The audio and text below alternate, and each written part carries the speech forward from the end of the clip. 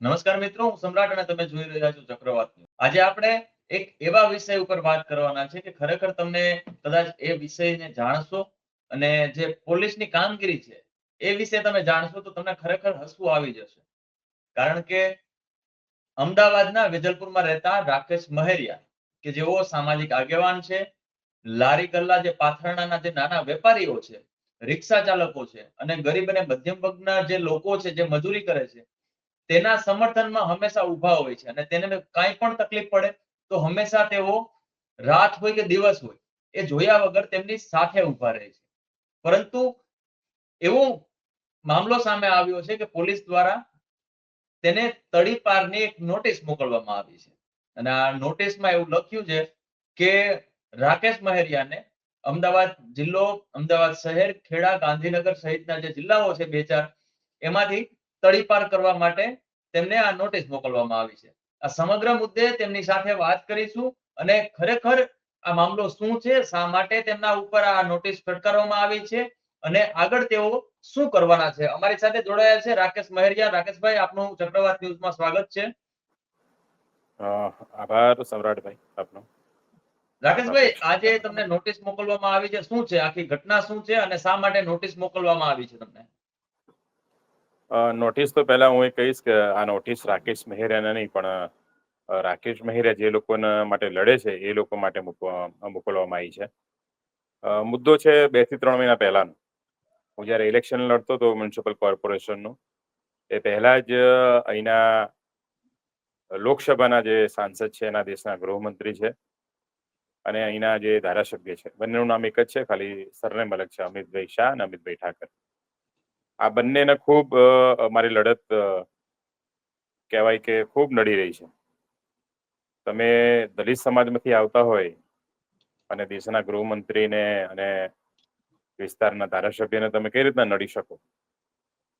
શા માટે તમે એમના કામમાં અડચણ થઈ શકો? કામ એટલે અડચણ એટલે કે શા માટે તમે ગરીબના મુદ્દા ઉપર લડી શકો, લારી ગલ્લા માટે લડી શકો, એન્ક્રોચમેન્ટ થતું હોય, બુલડોઝર આવતું એની સામે લડી શકો, વિસ્તારની સમસ્યા માટે, લોકોની સમસ્યાઓ, ગરીબ માટે નહીં, વિસ્તારમાં તો દરેક લોકો રહે છે, અમીર હોય, ગરીબ હોય, તમામ સમાજના લોકો રહે છે.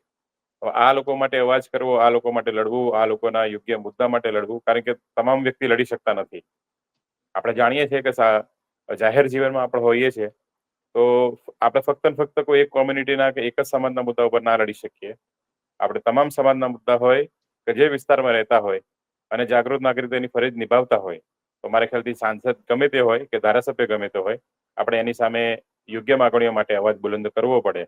અને મારા ખ્યાલથી આ અવાજ બુલંદ કરવાના કારણે, લોકોના મુદ્દાના લડવાના કારણે મને આ હાસ્યાસ્પદ તમે કહી શકો પણ ખૂબ ગંભીર છે કે મારી ઉપર આપે વાંચ્યા હશે કે કેવા પ્રકારના આરોપો લગાવવામાં આવ્યા છે કે હું કોઈ દુકાન ઉપર જઉં છું, મારી સાથે હથિયાર રાખું છું, ત્યાં હથિયાર બતાવું છું અને પૈસાની માગણી કરું છું. એ વ્યક્તિ મને પૈસા આપવાની ના પાડે એટલે હું એને ગળદાપાટુનો માર મારું છું, ચક્કુ અને છરી બતાવું છું અને પછી એના ગલ્લામાંથી મારા હાથે, મારા 2-3 સાથી સાથે હું લૂંટ કરું છું. આવી ફરિયાદ સાથે રોડ ઉપર જતી બહેન દીકરીઓની છેડતી કરું છું, ઠઠ્ઠા મસ્કરી કરું છું, સરકારી કામમાં અડચણ કરું છું, પોલીસની સાથે દાદાગીરી કરું છું. આવા અસંખ્ય પ્રકારના આ જે નોટિસ આપી એની પહેલા જે મને 1 મહિના પહેલા જ્યારે હું ઇલેક્શન લડતો ત્યારે મને જે પોલીસ સ્ટેશનમાં આનંદનગરમાં બેસાડી દેવામાં આવ્યો હતો, એ નોટિસ અને આ નોટિસ બંને અલગ અલગ છે. હવે ખબર નહીં કેમ બદલાઈ ગઈ. એ નોટિસમાં તો આવું ખૂબ લખ્યું હતું કે હું સરકારી અધિકારીઓને મારું છું, સરકારી જે સરસામાન છે, સંપત્તિ છે એને નુકસાન કરું છું. એટલે ખૂબ વાહિયાત પ્રકારના કહેવાય, પણ ખૂબ ગંભીર કહેવાય કે એક સામાન્ય નાગરિક, જાગૃત નાગરિક જે લોકોના હક અધિકાર માટે લડે છે અને એ વ્યક્તિને તમે આ રીતની છેલ્લી કક્ષાના આરોપો લગાવીને તમે આ રીતના બ્લેમ કરો છો, એને બદનામ કરો છો અને એની લડતને રોકવા માટે તમે પ્રયત્ન કરો છો. અને એ પણ કોણ કે પોલીસના સહારે. હું તો પોલીસ અધિકારીઓને પણ કહીશું, તમારામાં બિલકુલ કોઈ શરમની વાત નથી કે તમે જે મને નોટિસ આપી છે એ નોટિસમાં તમે જે વસ્તુ લખી છે એ વસ્તુના કોઈ પણ શાહેદો તમે લખ્યા છે કે એના પુરાવા છે? હું ત્યાં પરમ દિવસે હાજર થયો અને 1 વાગે ત્યાં બોલાવ્યો હતો ડી ડિવિઝન કાલુપુર સ્ટેશનની સામે. અધિકારી હાજર નતા પણ નીચલા અધિકારી હાજર હતા. મેં વાતચીત કરી અને મેં પુરાવા માંગ્યા. તેમનું સ્પષ્ટ કહેવું એવું છે કે આવા કોઈ પણ પુરાવા અમે તમને ના આપી શકીએ. તડીપાર હોય, હદપારની જે પણ કેસો હોય એમાં જે પણ માહિતી હોય એ બધી ગુપ્ત હોય અને એ ઉપરના અધિકારીઓ કે ઉપરના ખાતામાં જ હોય, અમારી પાસે કંઈ હોતું નથી અને આ વસ્તુ આપવા માટે અમે લોકો બંધાયેલા પણ નથી. આવું સ્પષ્ટ મને કહેવામાં આવ્યું. રાકેશભાઈ, આજે નોટિસ તમને ફટકારવામાં આવી છે, આમાં એવો દાવો આજે તમે જે વાત કરી રહ્યા છો કે ભાઈ 1000 રૂપિયા માંગ્યા હતા ને એવું 1500 માંગ્યા હતા ને 150 રૂપિયા હતા અને એ બધી વાતો કરવામાં આવી છે. શું ખરેખર આવી કોઈ ઘટના બની હતી કે માત્ર ને માત્ર કોઈ વ્યક્તિ જ નથી ને ઉપજાવી કાઢેલી આ ઘટના છે? આ તમામ વસ્તુ જો પ્રૂફ કરવી હોય અને મને સાચે જ જો તડીપાર કરવો હોય, હું તો કહું છું અહીંયાથી જ નહીં, આખા ગુજરાતમાંથી મને તડીપાર કરવામાં આવે. જો આ વસ્તુ રાકેશ મહેરિયા પોલીસને, તંત્રને અને સરકારને અને આ દેશના ગૃહમંત્રી અને અહીંના સાંસદ અને ધારાસભ્યને હું ચેલેન્જ આપું છું આ ટીવી આપના મીડિયાના માધ્યમથી કે જો રાકેશ મહેરે આવું એક પણ જો કાર્ય કર્યું હોય તો મને અમદાવાદ કે ગાંધીનગર કે મહેસાણા ખેડા નથી, આખા ગુજરાતમાં તડીપાર કરો. પણ એકવાર જે પણ વ્યક્તિ હોય, જેને પણ મારી સામે આક્ષેપ કર્યા હોય કે જે આ કાર્ય મેં કોઈના ત્યાં કર્યું હોય, એ તમામ લોકોને મારી સામે લાવો. આપ નહીં લાવો એ છતાં હું હાઈકોર્ટનો સુપ્રીમ કોર્ટ સુધી જવાનો છું અને તમારા તમામ કપડામાં ઉતારવાનો છું કે તમે કઈ રીતના કોઈ સામાજિક કાર્યકર્તાને જે પોતાના જીવના જોખમે તમામ પ્રકારના રોજગાર એના ખોવી નાખ્યા છે, આ સરકારે મારા તમામ ધંધા બંધ કરાવી દીધા છે. તમામ વસ્તુ રાકેશભાઈ, પરિવારનો બીજી પણ વસ્તુ છે કે રાકેશ મહેરિયાને તડીપાર કરવાથી સરકારને શું ફાયદો થશે અને તમને નુકસાન થશે? મને એ ખબર નથી એમને શું ફાયદો થશે, પણ એક વસ્તુ છે કે મને તડીપાર કરવાથી એ લોકોને એવું લાગે છે કે અહીંની જે મારી લડત છે ગરીબોની, લારી ગલ્લા પાથરણાવાળાની, અચ્છા લારી ગલ્લા પાથરણાની જે મારી લડત છે એ લારી ગલ્લા પાથરણાવાળા માટે નહીં, અમદાવાદના લોકોને મોલ કલ્ચરમાંથી બચાવવા માટે, મોંઘવારીમાંથી બચાવવા માટેની, એટલે સમગ્ર અમદાવાદની પબ્લિક, સમગ્ર ગુજરાતની પબ્લિકને હું બચાવવા માંગુ છું મોંઘવારીમાંથી. આ તમામ લોકો વર્ષોથી મારા મુદ્દા જાણો છો કે સરકારનું ખાલી અમદાવાદમાં 1000 એકર હું જગ્યા માંગી રહ્યો છું ખાલી લારી ગલ્લાના પાથરણા માટે, કે કારણ કે આ જે લોકલ બજાર છે એ જળવાઈ રહે, લોકોને સસ્તો અને સારો સામાન પોતાના હાથથી ખરીદી શકે અને પોતાના વિસ્તારમાં જ ખરીદી શકે. પણ સરકાર આ તમામ લોકોને મોલમાં મોકલવા માંગે છે, મોંઘવારીમાં મારી નાખવા માંગે છે. મોલ કોના છે આપ જાણો છો? મોલ સરકારના છે, સરકારના પાર્ટનર છે, સરકારને ખૂબ મોટું ફંડ ઇલેક્શનના ટાઈમે આપે છે, એ લોકોના છે. આવા તમામ પ્રકારની પરિસ્થિતિ છે કે તકલીફ છે એ અમદાવાદની જનતાને ખબર નથી. હું વારંવાર બોલું છું, પહોંચાડવાનો પ્રયત્ન કરું છું, ખબર નહીં કેમ નથી પહોંચી રહી, કારણ કે મારી કોઈ પણ વાત પબ્લિકની સુધી મીડિયા દ્વારા પહોંચતી નથી. આપનો હું આભાર માનું છું કે આપે આજે યુટ્યુબ ચેનલ દ્વારા મારું ચક્રવાત ન્યૂઝે જે લીધું છે એ કદાચ મેક્સિમમ અમદાવાદી લોકો સુધી પહોંચશે કે રાકેશ મહેરેની લડત લારી ગલ્લા અને પાથરણા બચાવવાની શું છે. અમે બિલકુલ પણ રોડ ઉપર દબાણ કરવા નથી માંગતા. કાયદો બન્યો છે અને કાયદાને રૂએ જગ્યા માંગે છે અને એ જગ્યામાં ઉભા રહીને ધંધો કરવા માંગે છે, જેથી કરીને અમારું પણ ઘર બાર ચાલે, લોકોને પણ સસ્તું અને સારું સામાન મળી રહે અને મોલમાં જતા બચે અને મોંઘવારીમાંથી બચે. આ વસ્તુ છે. રાકેશભાઈ, આના સિવાય અમદાવાદ તો ઠીક છે, પરંતુ તમે અમદાવાદમાં રહ્યો છો એટલે કદાચ ને અમદાવાદ શહેર તો તમને તડીપાર કરી શકે, પણ ખેડા અને ગાંધીનગર સહિતના જે એ બીજા એક જિલ્લા છે એમાં શા માટે એમ? એ પાછળનું શું તર્ક છે? આમનું એવું છે કે ભાઈ 70-80 કિલોમીટરના રેશિયામાં અમારી આજુબાજુ દેખાવાના જોઈએ આ વ્યક્તિ. મૂળ વસ્તુ એ છે કે અમદાવાદ હોય, ખેડા હોય, ગાંધીનગર હોય કે મહેસાણા હોય, આ તમામનું તમે ગોળાકારમાં લઈ લો ને તો 70-80 કિલોમીટરનો રેશિયો થઈ જાય આ વિસ્તારના બોર્ડરના આવતા. તો મારા ખ્યાલથી એ લોકોની શું મનસા છે, શું ભાવના છે, શા માટે મને આ 4 જિલ્લામાંથી જ તડીપાર કરવા માંગે છે અને આ લોકોનું આગળનું પ્લાનિંગ શું છે એ હું નથી જાણતો, એ તો કોઈ પરવાર જ જાણતો હશે. પણ મૂળ વસ્તુ એ છે કે રાકેશ મહેરાના તડીપાર કરવાથી એમની સામેની લડત રોકાવાની નથી. મારા ખ્યાલથી આ લડત હવે વધારે મજબૂત બનશે. તમામ શોષિત વંચિત પીડિતો હોય કે લારી ગલ્લા પાથરણાવાળા હોય કે રિક્ષાવાળા હોય કે ઝોપડપટ્ટીવાળા હોય કે જે લોકોનું ઉપર એન્ક્રોચમેન્ટ થવાનું છે, જ્યાં થવાનું છે, વર્ષોથી જ્યાં દબાણ છે, ખૂબ મોટા બંગલાઓ, મોટી મોટી સોસાયટી બની ગઈ છે, ત્યાં કોઈ પણ પ્રકારનું દબાણ નથી. પણ તમે એક સામાન્ય ઝૂંપડું કરીને રહો છો કે નાનો ધંધો રોજગાર કરો છો કે ક્યાંક તમે તમારો છત બનાવો છો, આ તમામ વસ્તુથી તમને હટાવી દેવામાં આવે છે, તમને બરબાદ કરી દેવામાં આવે. તમે અહીંથી અમદાવાદમાંથી નીકળી જાઓ, અહીંથી જતા રહો, રોડ રસ્તા ઉપર તમે દબાણ ના કરો, તમે ધંધો રોજગાર ના કરો, આવી પ્લાનિંગ થઈ રહી છે.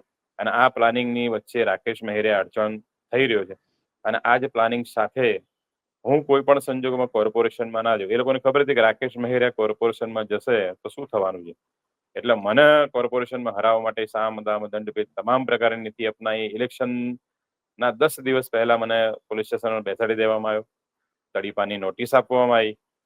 પણ મારા ખ્યાલથી મને આ જ પાર્ટીના લોકોએ મેસેજ આપ્યો કે તને તડીપાર કરવાથી, રાકેશ મહેરાને તડીપાર કરવાથી સરખેજ વોર્ડમાં 17,000 સમાજના વોર્ડ છે, વેજલપુર વોર્ડમાં 22-23,000 વોર્ડ છે. આ વોટોનું નુકસાન બીજેપીને ભોગવવું ના પડે એટલે હાલ પૂરતું ઇલેક્શન દરમિયાન રાકેશ મહેરિયા ઉપર તડીપારની જે એક્શન લેવાની હતી એને અત્યારે સ્ટોપ કરવામાં આવી છે, એને રોકી દેવામાં આવી છે. પણ ઇલેક્શન પછી 100% થશે અને એ થયું જ.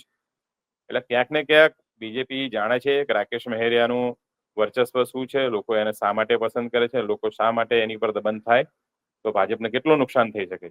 આ તમામ પ્રકારની પરિસ્થિતિને અત્યારે એ લોકો આ તડીપારની મારી પર જે કાર્યવાહી કરી છે, પણ એ ભૂલી રહ્યા છે કે ઇલેક્શન છેલ્લું ઇલેક્શન નથી, આગળ પણ ઇલેક્શન આવી રહ્યું છે. 1 વર્ષ પછી ઇલેક્શનની કાર્યવાહી ચાલુ થઈ જવાની છે અને એના પછી બી 29માં ઇલેક્શન આવી રહ્યું છે.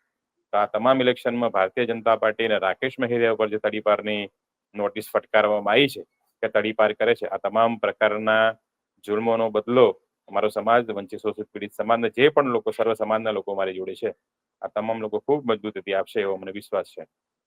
રાકેશભાઈ, હવે તમારો આગળનો પ્લાન શું છે? અને આજે પણ મેં સોશિયલ મીડિયામાં પણ ઘણા બધા તમારા સમર્થનમાં લોકો વિડીયો બનાવી રહ્યા છે, પોસ્ટ મૂકી રહ્યા છે અને એવું કહી રહ્યા છે કે એક આંદોલન પણ કરીશું. શું છે આગળનો પ્લાન? અને તમે સંવિધાનિક રીતે કાયદાને રૂએ શું આગળ વધવાના છો?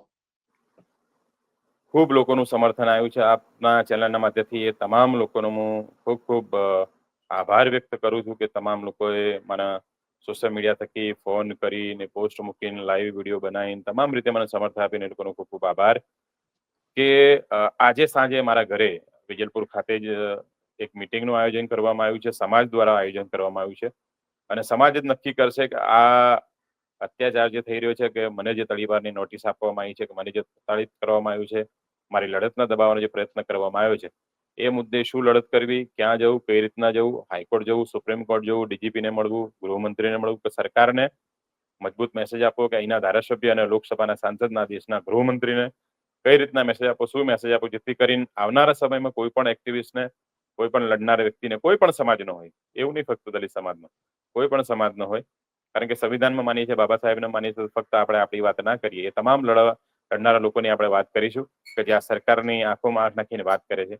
તો તમામ લોકોને સેફટી માટે આગળ કોઈ પણ સામાજિક કાર્યકર્તા માટે, આંદોલનકારી ઉપર આવી કોઈ પણ ફરિયાદ ના થાય કે એક્શન લેતા 100 વાર વિચારવું પડે, એ માટેની કાર્યવાહી માટે એક સામાન્ય મિટિંગ અમે બોલાવી છે આજે. રાકેશભાઈ, નોટિસ મળી છે આ બાબતે, તમારું સરકાર, ગુજરાત પોલીસ અને અમદાવાદ પોલીસને છેલ્લી પ્રતિક્રિયા શું છે તમારી? છેલ્લી પ્રતિક્રિયા એ જ હોય કે તમે રાકેશ મહેરિયાને નથી આપી, આ દબાયેલી સોસાયટી વંચિત જનતાને તમે નોટિસ આપી છે અને એ નોટિસનો જવાબ તમામ જનતા તમને આવનારા સમયમાં આપવાની છે, જેનો સમય આજ સાંજથી મિટિંગ પછી ચાલુ થવાનો છે. એટલે પોલીસ હોય, સરકાર હોય, કે દેશના ગૃહમંત્રીના વિસ્તારના સાંસદ હોય, અમિતભાઈ શાહ હોય, અમિતભાઈ ઠાકર ધારાસભ્ય હોય, આ તમામ લોકોને મારી ખુલ્લી ચેતવણી છે અને આ તમામ લોકોને મારી એટલી પણ વિનંતી છે કે મહેરબાની કરીને આ રીતની ઓછી હરકતો તમે લોકો ના કરશો. આનો હિસાબ આવનારા તમામ ઇલેક્શનમાં થવાનો છે. તમે જે પણ તમારા કાયદા, તમારી પોલીસની સાથે કે તમારા જે પણ હોય મળતિયાઓ સાથે જે પણ ષડયંત્ર કરવા હોય કરી લો, અવાજ દબાવવાનો પ્રયત્ન કરી લો, પણ આ અવાજ હજુ વધારે જોરથી બુલંદ થશે અને અમે અમારી પૂરી તાકાતથી લડશું. રાકેશ મહેરા સામુ જે પણ આક્ષેપ કરવા હોય, જે પણ સબૂત હોય, એ છડે ચોક લાવો, આપ કરો. કાયદાની મર્યાદામાં જે પણ કરવું હોય કરી શકો છો આપ. કાર્યથી રાકેશ મહેરિયા પણ મોટો નથી, જનતા પણ મોટી નથી, સરકાર પણ મોટી નથી, કોર્ટ પણ મોટી નથી. કાયદો કાયદાનું કામ કરે જ છે. પણ એટલી ચેતવણી 100% કે આનું પરિણામ 100% સરકારે અને ભાજપે ભોગવવું પડશે, સાંસદે ભોગવવું પડશે, ધારાસભ્ય ભોગવવું પડશે. આભાર રાકેશભાઈ, અમારી સાથે જોડાવા બદલ.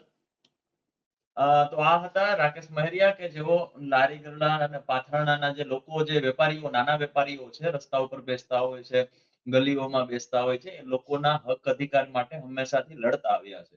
આ સાથે જે રિક્ષા એસોસિએશનના જે લોકો છે, રિક્ષા ચલાવે છે જે લોકો છે, ખરેખર એને આખો દિવસ રિક્ષા ચલાવે, કેટલું કમાય છે અને છેલ્લે એવું લાગે કે હજી પણ કમાવવું પડશે, કારણ કે ઘરે છોકરા ભણે છે, દવાખાનું ચાલે છે, અમે જમવાનું શું કરશું? આવા લોકો માટે તે હંમેશા લડતા આવ્યા છે અને સોશિયલ મીડિયાથી લઈને મીડિયા સુધી તેમનો દબદબો રહ્યો છે કે જ્યારે પણ આવા લોકો પ્રતાડિત થાય છે, આવા લોકોને પરેશાન કરવામાં આવે છે તંત્ર દ્વારા, ત્યારે રાકેશ મહેરિયા સૌથી પહેલા હોય છે.